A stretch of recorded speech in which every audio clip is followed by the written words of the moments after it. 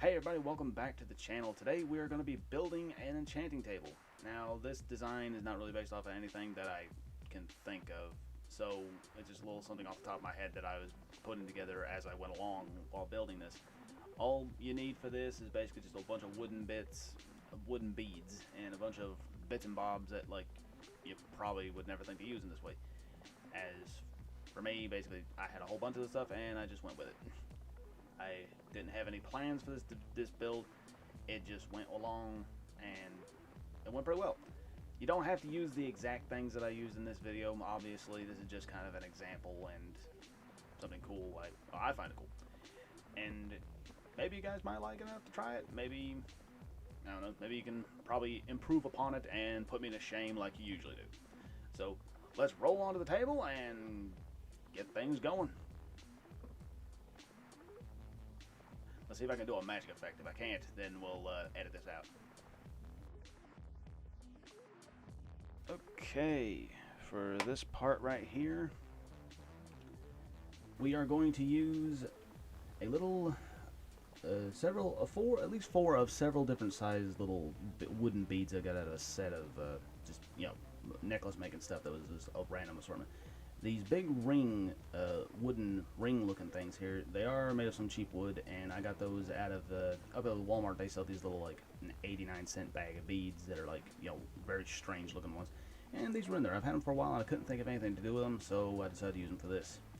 Got a flat gem thing with a sticky back. It's a curve on one side and a flat end on the other. This clear thing over here that you hopefully can see is actually the lens from one of those cheap party kaleidoscope things. It's flat on one side and curved on the other. We're going to use that as a base. And the little silver thing here is just a necklace thing that I found, and well, actually, now I think about it, I think my sister actually found this for me, and I liked it enough that we're going to try to use it as the magical runes where the enchanting happens. And right here we have a miniature from the WizKids Townsfolk set for scale. That's the sheriff, I believe. We're using her for scale to show the size of these individual pieces. Alright, for the well, let me get my thing going here. Okay, had technical difficulties there.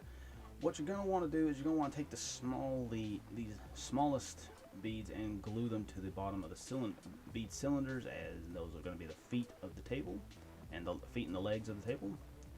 After that, you're going to glue them to the flat side of the kaleidoscope, lens, leaving the curved side sticking up. If you need to, you can do like I did right here and just have it upside down. And I held it upside down. That's how I was able to glue them in place. I wanted them to kind of be in a curve manner, not like just in a perfect square. So two in the back closer together, and the two in the front kind of make them in the middle of the lens. After that, we're going to flip it over and glue one of the circular wooden things to the top. Try to get it as even as possible. And there's the other one right there beside it, so you can show, I guess just how wide it was. I don't really know why I took it to picture that way, but it is what it is. After that, we're going to take the flat gem, the little red gem, and we're going to glue the curved side down inside of it to make a flat base for the rest of this build. And what I did was I scraped off the sticky backing that was on it, because it usually comes off pretty easily, and I just didn't trust the stickiness to hold onto the medallion piece that pendant piece that I had for the thing coming up. Which, funny enough, it's right here. I forgot which order these darn pictures went into, but okay, here it is. It looks pretty nice, but the little round bit is on the top. It's going to make it a little harder to glue on, so we're just going to snip that off with some flush cutters and glue it onto the top. I believe I used either a little bit of hot glue, a very, very small dab of hot glue, or a little bit of E6000. They both will work pretty well for this. After that, we're going to take the second ring, and we are just going to cut it slightly off, lopsided. Like one ring will be longer than the other, and make sure to cut them at a bit of an angle, so that way they kind of point when they stick outward. Then once we have that nice and cut, we are going to take the longest side, and we are going to take these little honeycomb, no, not honeycomb, these little oddly shaped beads here that I don't know why I can't describe them now. But we're going to take those and we're going to glue those on it like table legs to make it kind of almost like a pillared structure. And we're just going to glue that onto the back there and make a nice like stacked shelving looking style thing to this. And after that, we are going to take the shorter side. I did have to trim it a little bit more on the edges, and we're going to glue that to the legs and the bottom of the lens that we had from earlier. I'm going to glue it there and give it like almost like a stair step kind of method. I think this looked really well as we went on further. Okay, everybody, this is the part in the video where I stop and I have to tell you that the marble technique that I learned was actually not my technique. I don't want to sit here and take credit for this because, let's face it, the things that I have come up with is just beyond because of dumb luck. Sorry, I had to check, make sure I have the right video pulled up here for so I can give this other YouTuber credit. I don't want to like I said, I don't want to take credit for what they've done. Okay. Basically, this technique came from a YouTuber known as Lady Sabelles. I believe I'm pronouncing that correctly. I hope I am.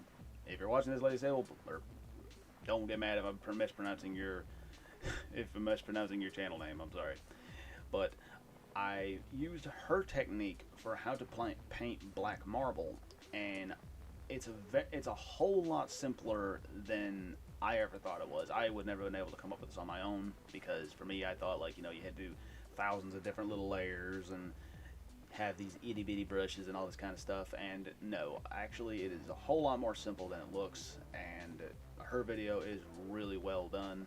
It teaches you a very good way to do it, and she uses some really amazing miniature terrain to do this on, so it looks better as she's going along. And she even purposely in the video messes it up to show how to fix these problems if you mess up on the channel. If you mess up on the video. You can tell I am not prepared for this part of the video. Sorry, but if you mess up as you're painting this technique, she shows you how to fix it.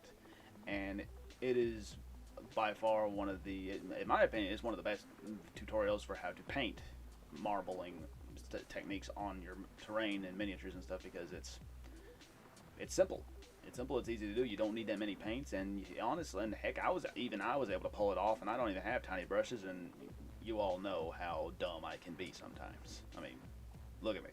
I'm fumbling over my words, excuse me, and belching in my videos. So if I can do it, you guys can do it, and her video is definitely an awesome way to learn this. So I'll put a link below, go check it out. And Lady Sabelles, if you're watching this video, thanks for making that awesome tutorial, because you really helped me pull this whole craft together. Now let's roll back before I make an ass of myself. Okay.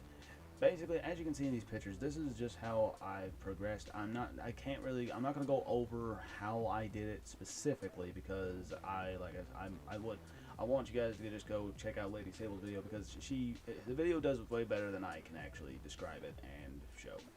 But as you can see through these pictures, it starts looking really, really good with just a little bit of effort.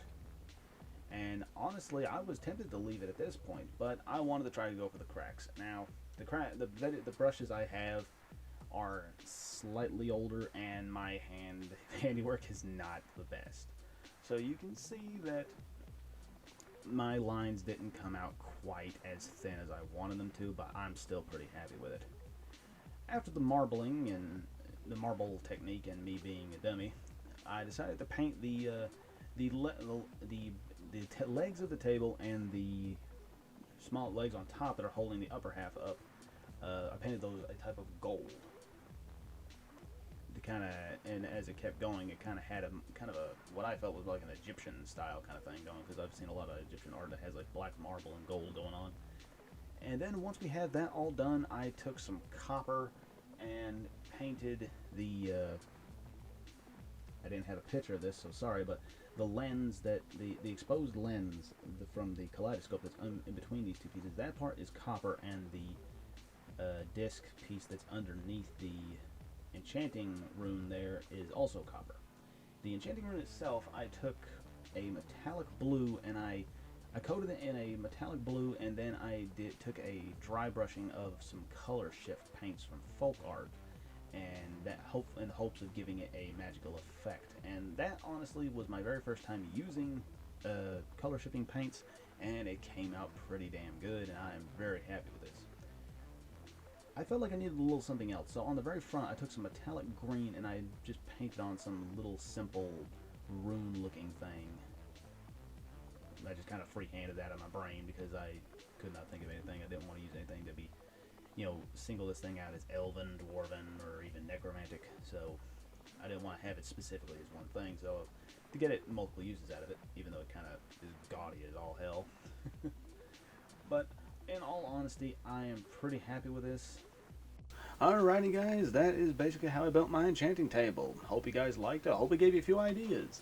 And sorry once again that I couldn't do actually just show you the technique that I learned from Lady Sabelles' channel. It's just, I wanted to make sure she got her credit for this because, let's face it, I'm an idiot. I can barely edit my own videos, let alone come up with a marble technique on my own. So therefore, go check her channel out. She's got several other really awesome techniques like painting jade and other types of stone and stuff, and they're really awesome. They look great. If you have anything you want to say, put it in the comments below, and I will see you guys in the next one, and hopefully it will be better prepared. So, see ya. I'm going to need all the enchanting in the world to save this video, ain't I?